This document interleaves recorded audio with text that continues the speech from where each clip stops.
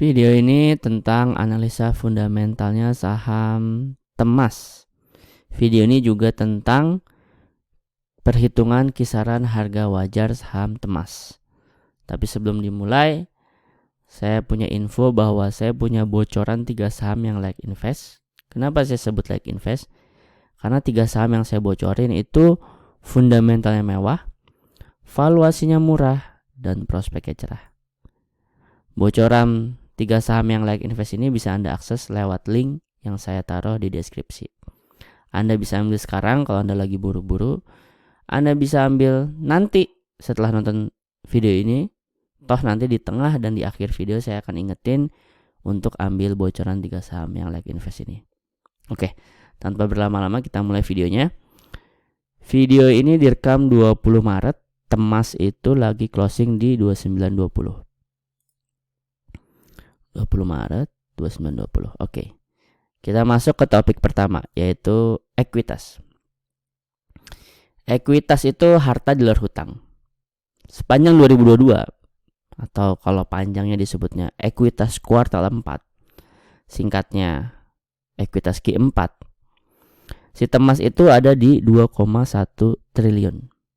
Kalau dibanding ke tahun sebelumnya 1,5 triliun, 1,2 triliun, 1,1 triliun, maka Temas ini ekuitasnya sekarang adalah terbesar selama 4 tahun terakhir. Selama 4 tahun terakhir dari tahun ke tahun udah naik terus ya. Ada yang naiknya 3%, 27%, naik 42%. Jadi udah naik terus selama 4 tahun terakhir dari tahun ke tahun. Dan sekarang posisinya adalah terbesar selama 4 tahun terakhir ekuitasnya. Kita masuk ke laba. Laba Temas di Q4 itu 1,3 T dibandingin tahun sebelumnya 695 miliar, sebelumnya 62 miliar, sebelumnya 92 miliar. Oh, berarti di 2020 nih dia turun parah ya. Pandemi. Jadi labanya yang sekarang itu adalah laba terbesar selama 4 tahun terakhir. Nah, labanya meningkat dari tahun ke tahun dan bahkan terbesar selama 4 tahun terakhir. Labanya nih. Lalu ekuitasnya juga naik dari tahun ke tahun dan bahkan yang sekarang ekuitas terbesar selama 4 tahun terakhir. Maka dari itu kita simpulkan fundamentalnya saham Temas itu mewah, bagus ya. Laba meningkat, ekuitas membesar. Dua-duanya nih, baik laba dan ekuitas sama-sama terbesar selama 4 tahun terakhir posisinya saat ini. Oke. Jadi fundamental kita udah selesai bahas ya. Fundamental udah kita bahas. Sekarang kita masuk ke kriteria kedua, pembahasan kriteria kedua, yaitu tentang valuasi.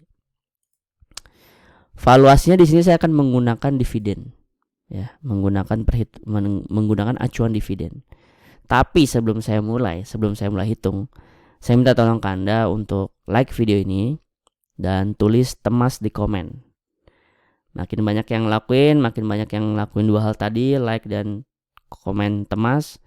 Di saya pribadi yang buat merasa bahagia, merasa dihargai. Dari sisi algoritma YouTube akan makin menghargai channel saya, sehingga video saya makin di-up, makin direkomendasikan. Oke, saya minta tolong, dan buat yang mau ngelakuin ya, yang mau nge-like video ini dan tulis Temas di komen, dari dalam hati saya ucapkan terima kasih banyak. Oke. Kembali ke tadi topik dividen. Dividen itu perusahaan jalanin bisnis, dari bisnis dapat keuntungan, dari keuntungan dibagiin apa enggak ke investornya. Nah, itulah tentang topik dividen. Di 2019 dia punya keuntungan 16, yang dibagiin ke investornya 4. Nah, itu DPR-nya atau persen-persenannya itu 22%. Jadi 4 itu 22% dari 16. Jadi kalau bahas dividen, simpelnya adalah ngebahas DPR-nya. Oke. Di 2019 DPR dia 22%, di 2020 DPR dia 398%. Jadi dia cuma punya keuntungan 11, tapi yang dia bagiin 44 ya. 398%, dan di 2021 DPR dia 72%. Nah, di 2022 nih, udah berjalan kan 2022, sekarang kan 2023. 2022 dia udah ngantongin 239.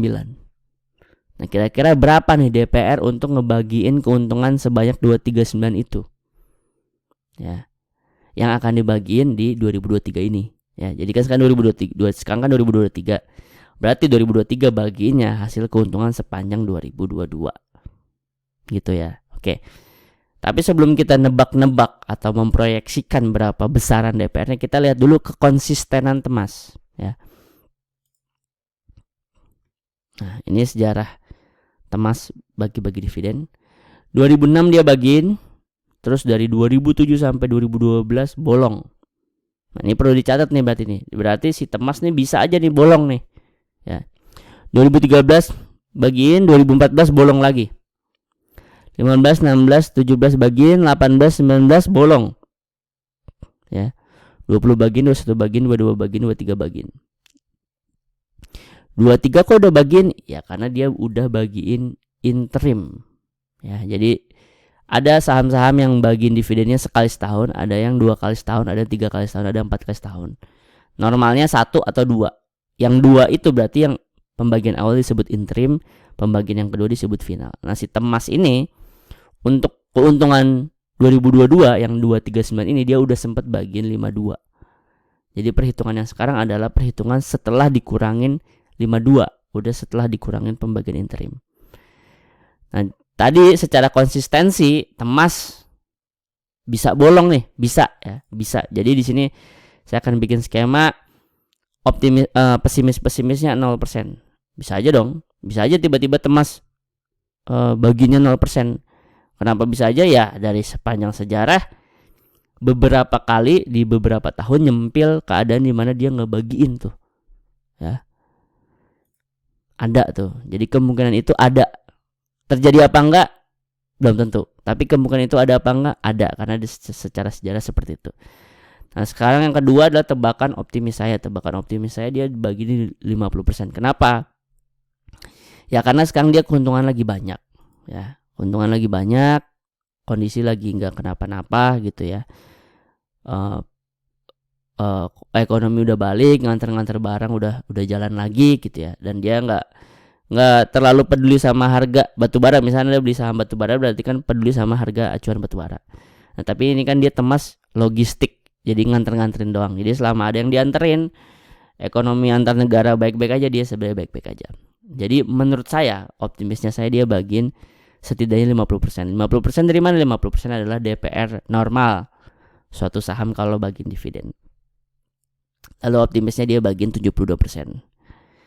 Optimisnya di sini saya nggak tulis 398% ya, karena 398% kayaknya terlalu muluk-muluk ya. Jadi saya tulis pesimisnya 0%, optimisnya 50%, confidentnya 50%, optimisnya 72%. Saya akan pakai angka 50%, angka optimisnya saya, angka percaya dirinya saya.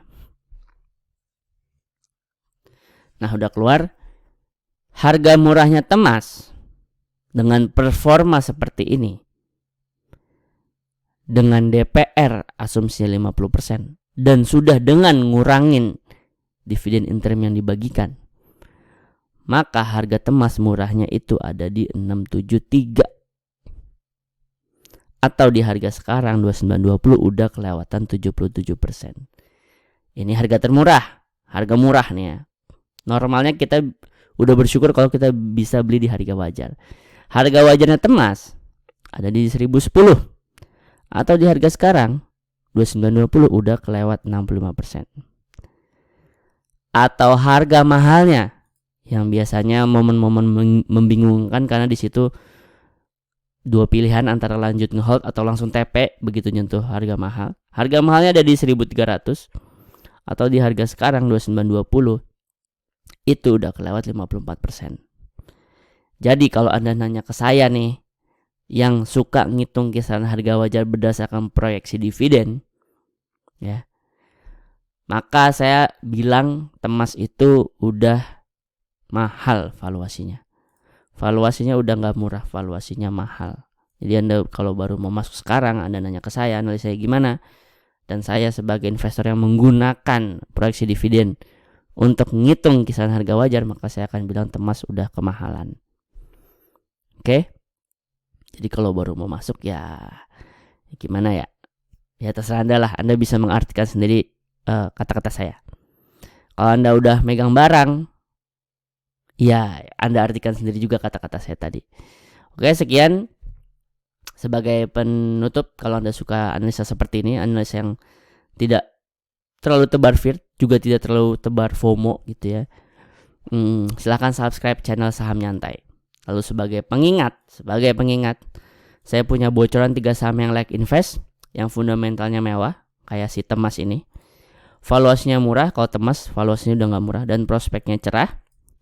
Silakan Anda akses dengan klik link yang saya taruh di deskripsi. Kurang lebihnya mohon maaf. Assalamualaikum warahmatullahi wabarakatuh.